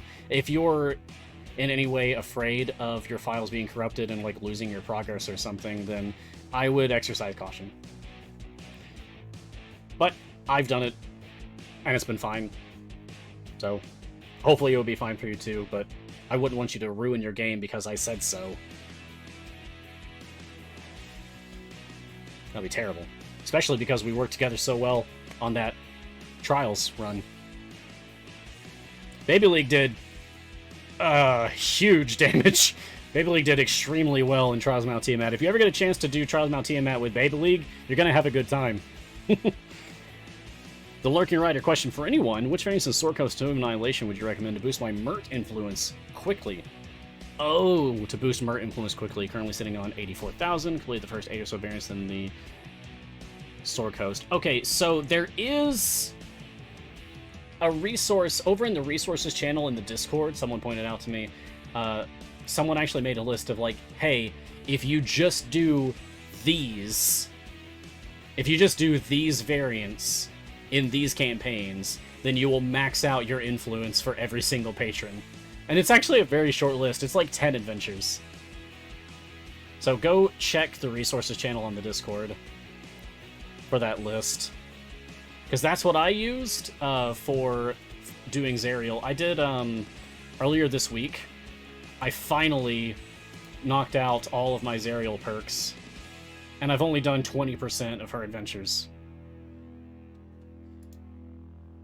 Generally, you just want to go look for adventures that have a high payout in terms of influence and currency, while not restricting your champion choices more so than you're already being restricted because of patrons, and also not taking away any of your formation slots on the field so that you're denied having more bodies on the field.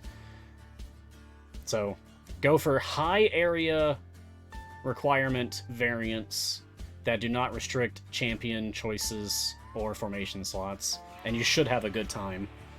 That's what I did, and it worked out really well. I went from basically nothing to done for Zariel in less than a day. What? Okay. M Boogers, they make this game for the PC? Yes! The game you're watching right now? This is my main account, and it's on Steam. This is my Steam game. I've had my Steam account for 20,871 hours. I started 4 years and a couple weeks ago. Yeah. So yes, it's on Steam. It's also on Epic Games. If you play on that platform, you can play it on there. I have more hours than you, Gar? I'm surprised. I'm actually really surprised at that. I figured we'd be almost dead even, if anything. And that's taking into account, like, my many alternate accounts. Because, like, I mean, I guess I just have both games open whenever I do play on an alt account. I also usually have my main account open and just looping endlessly on something. Typically Mad Wizard. But I'm surprised that I'm significantly ahead of you like that. Huh. Huh. Andy, oh yeah, if you recommend purchases from the store with money... Oh, paid purchases? What do you recommend on buying for new players? That's a good question. Because, of course, like, certain things are gonna be, I guess, optimal in terms of paid content, right? One thing is to watch out for sales, okay? Like, there is a sale coming up. Martin, could we get the link to the Halloween sale in chat again, please? There is a sale coming up, so that's something to keep your eyes on. But not accounting for sales. Let me open up the store page and look at all of the paid content again. Okay, so right at the top of the list, the Founders Pack is always going to be the most cost-effective. They do that on purpose. Like, it's supposed to be like, this is the one you should get if you were only ever going to get one thing, you should get the Founders Pack. If you want to get multiple things, awesome. Thanks for supporting the game and the company, and thusly me and the community. But if you're only ever going to get one thing, get the Founders Pack, because the stuff that you get from that is really, really, really good for the cost that it's set at. That being said, because it is really, really good, Founders Packs never go on sale, okay? So that is something to keep in mind. Thank you, Martin, for posting the link. I'm going to take a look at that again myself. So yeah, for the sales... okay, so Ashara Starter Pack might be really good in the long run, because Ashara is one, despite being one of the starting characters that you have from day one playing the game, Ashara is one of the strongest DPS characters, as in like the spear point for dealing damage, in the whole game right now. She's number one, or at least like top 3. She's number 1 for me. Some people have had really great success with Artemis, but it requires immense item levels, and I don't have that. My Ashara, however, does have absolutely monstrous item levels. Oh, speaking of, I wanted to forge her last thing on stream here today. So let's do that. Where's my Ashara? There we go. Alright. Boom! Legend, wait for it. Dairy. Use scales to team at to forge all 6 equipment items on a single champion into legendary equipment items. Nice, nice, nice, nice, nice, nice, nice, nice, nice. Get that up some more. And get that up some more. And I'm gonna get that up some more. And I'm gonna get that up some more. And I'm gonna get that up some more. And I'm gonna get that up some more. There we go. Level 7. Boom. So, I have my first ever full legendary champion, and it's Ashara, because why not? Ashara is orange? Like a red-orange? Yeah. And legendary is like a golden red-orange, right? I have broken eyes, and that's what they look the same color to me, is what I'm saying. It felt appropriate. But yeah, Andy, I would say go for the Founders Pack. If you're going to get anything, go for the Founders Pack. Otherwise, wait for that Halloween sale to come out. Which is apparently launching later this week. Nice! That makes sense. Halloween and all.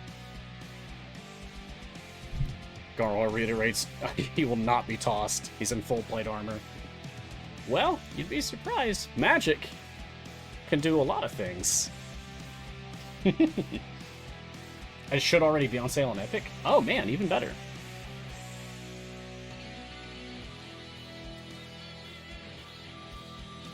Yeah, Lurking Rider, I agree. That's it's painful that we can't actually do Ashara for all patrons because she is my favorite. But I am interested in something that I've been calling freelance. See, if we check out the ICVA, I just did the link myself, over on the Patrons Visual Aid, the bottom left section, I have a section on the page of the visual aid that I'm calling freelance, which is a section that denotes the characters that qualify for every patron. So I guess if you wanted to make an easy time for yourself, you could just come up with a formation based strictly on these characters, knowing that it would work for every single patron. And then just invest in those characters. That could be an approach that someone takes to the game. I don't know anyone that's actually doing that, but it's something that I've thought about. Like, Artemis is in there, and so is Baloth. Cadabri, Makos, Tyrell. There's some good options in there. Not the best ones, but... Well, I mean, Baloth is definitely one of the best ones, actually. Yeah. Okay, Malsum, when should you open your Electrum chest? Should you wait until you're at your wall? You can. For some people, like me, it doesn't matter. But if you're like a newer player, if you want to open up your Electrum chests, no, I mean, I still don't think it matters. I don't think you should have to wait until you're at your wall. I'm pretty sure you don't get gold. Yeah, you get equipment for random unlocked champion, a gem card, a bounty contract, a blacksmith contract, a potion. Yeah. You only get gold from silver, so there's really no reason to open your Electrum chest when you're at your wall. Silver chests, it could be argued there's a reason for it. Because you'll get a little extra spike of gold, which can help when you're a newer player going through events and time gates, and permanent campaigns for that matter. But Electrum chests, no. You should just open them. Now, some people like to hoard Electrum chests until a new character comes out, and then open a ton of them. Like, I open up 50. When a new character comes out, I unlock the character, and immediately open up 50 Electrum chests. I mean, we give out over 20 Electrum chests every week. Every week. So you can easily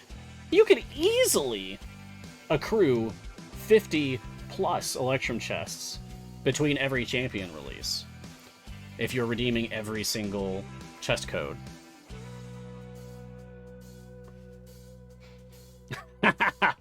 Martin is stealing the last question, because Martin knows that I go for 50. I go for 50 questions each show, because that's just a random number that I just decided on one day because it felt right. When I'm going at a good clip, a good compromise between answering questions and just speaking endlessly, because that's what I do. I usually end on 50 questions. Alright, so Martin asks, have you full epic Brig yet? No, I have not. Let's work on that. Got one Brig chest here. Ugh. There's so much more work to do. I think I'm at 4 out of 6 epics. I think I'm at 4 out of 6. Let's put on this. Let's put on that. Hey, if I full epic Brig, I'll post about it on Discord and or Twitter. Oh, Showman Rakan keeping up that sub streak. Nice, nice, nice. Thank you for supporting us. Epic! I just want the slot 4. Come on! Come on! Come on! Give it away! So, no, I'm at, yeah, I've got Epic on slot 2 with the hat and Shiny. Epic on slot 3, the Wand of Wonder. Slot 5 for the ultimate attack damage. Slot 6, ultimate attack cooldown. I need that slot 4. Slot 1, maybe, but slot 4, very much want that. And double question, okay, fine. What's my favorite campaign in Idle Champions? I'm going to extend that to the chat, so it's not just me. Hey, chat, let's answer this one together. What's your favorite campaign in Idle Champions? And I'm going to say that... Oh, Gar immediately got the, I believe, the best answer you could get for this. the next one. Hell yeah, I love that. I'm gonna say all of the permanent campaigns, so Grand Tour, all the way through Wild Beyond the Witchlight. Trials of Mount Tiamat, that's a campaign. I'm gonna say each event is also a campaign. So that puts us at what? 1, 2, 3, 4, 5, 6, 7 plus 17 events makes for 24 campaigns currently in Idle Champions. So, chat, what's your favorite campaign? If you want to limit it to permanent campaigns, that's cool. But you don't have to. I'm seeing Descent into Avernus, Wild Beyond the Twitch streamers, Tomb of Annihilation, Tomb of Annihilation, Avernus, Tomb of Annihilation, Avernus, Tomb of Annihilation. Wow! Basically, like, chat is split between Avernus and Tomb. Ha! That's cool. I wasn't expecting that. Whatever you happen to be doing. That's a fair answer, Gru. Witchlight. Nice, Niscus. It's not my favorite yet, just because we don't have a lot of it yet. Witchlight might end up being my favorite by the end of it. But, like, an important part of thinking about the campaigns is also the formation shape for me. Torm is fine, but it's 9-person. Grand Tour, I mean, is fine, but it's 9-person. I like working with 10 people. I like working with single tank. Waterdeep is multi-tank. Baldur's Gate, multi-tank. Icewind Dale, single tank. 10-person. You know, for a long time, I've been saying Tomb of Annihilation is my favorite. And I think it still is. But I feel like Icewind Dale is a really strong contender for me. Because it's a 10-person. It's almost complete, which is exciting. And it's single tank. And there's so many cool boss fights. So many fun, like, unforgettable moments. Like the first time I fought... the first time I actually fought the Frost Maiden on stream and taunted her and immediately paid for it. That was great. That was such a good moment. Yeah, that's actually a really fun campaign. But I think Tomb of Annihilation is special because I've actually DM'd that campaign. I haven't DM'd any of the other games, any other campaigns that we have, which is sad. I've played in Curse of Strahd, which is part of Grand Tour of the Sword Coast. I want to DM my own adaptation of Curse of Strahd. I want to do like a nautical pirates adaptation of Curse of Strahd, or like a university style, like Welcome to the College of Barovia. I think that could be really interesting. But I've never DM'd it myself. I've DM'd Tomb of Annihilation, and that was heckin' fun, and I loved it. I loved every session, every minute of it. So I think for now, Tomb is still what holds the top spot in my heart. Thank you, Martin. Good question. Alright, I gotta wrap up so we can move on. Because I'm probably already gonna go over time, and I'm so sorry. Okay, I just saw what time it is. Oh, goodness. Thank you for joining me for this episode of Meower's Guiding Hand. I have been your host, Meowers, and I hope to see you all again next time. Make sure to tune in to all of the excellent shows that we have right here on the Cena Games Twitch channel. There are so many. We're constantly growing, and it's an exciting time to be in any way involved. Stay tuned, because coming up right after this, we do have... Well, I think... Is Sketching Hour still on for today, or was it canceled? We might have Sketching Hour coming up. I hope we do, because I really like watching Sketching Hour to decompress after my streams. Anyway, you can follow Idle Champions on social media. Oh, it is on? Thank you, Jay. I'm going to get going then. Idle Champions is on social media. Join our community. We're everywhere. I also stream on my own Twitch channel, Storyteller Mars. Be kind to yourself. Be kind to everyone. I'll see you next week. Until next time, look sharp. Wow. Bye.